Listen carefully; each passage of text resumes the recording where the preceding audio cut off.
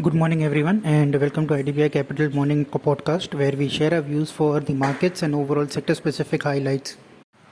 Uh, Nifty, if you look on Friday's trading session, we did see that we started on a positive note, but overall after reaching around 16,080 levels, we did see in the last 1 hour of the trade that there was profit booking happening.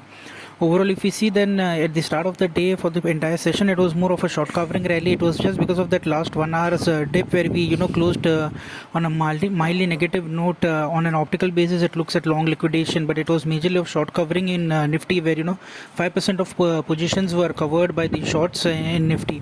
Now, if you look at the overall setup in the options space, then that also shows that we may be having some support at these 16,000 odd levels, and that would be able to if we able to hold those levels or surpass those levels well, and then there can be some good amount of an up move possible. Overall, on the sector specific front, if we see, then there was a lot of short covering and long additions in the two-wheeler segment, where all the two-wheeler stocks did see some good amount of an positive traction.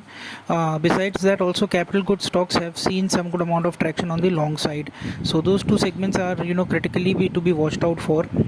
Besides that, there was pressure in the metals, IT and telecom space, where we had seen cement today would be in focus because of the overall news for the ACC Ambuja deal, and so that would be one sector to be watched out for.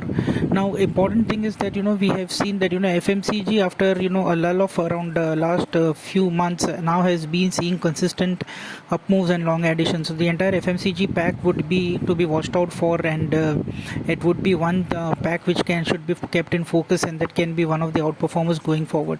Now, moving on to the FII data, then FII data still consists on the selling side. FIIs have sold 3,780 crores, while DIIs did buy worth 3,170 crores. Now, in the index futures, though FII has bought 2,859 crores worth index futures, the short to long ratio still remains clearly in the favor of the shorts, with 23% positions only on the long side. Now, stock future is at around 533 crores of buying, so that also is a little bit of a positive sign. This shows also that it was more of a short covering on Friday's trading session than on the long liquidation, as it optically seems. Overall, one data which we will keenly watch is India VIX. It is at around 24 levels, and if we see a spike in that, then that would be a worrying sign. So that's it all from our end. As a standard disclosure, investments are subject to market risk, so please read the offer document carefully before investing, and thank you for listening.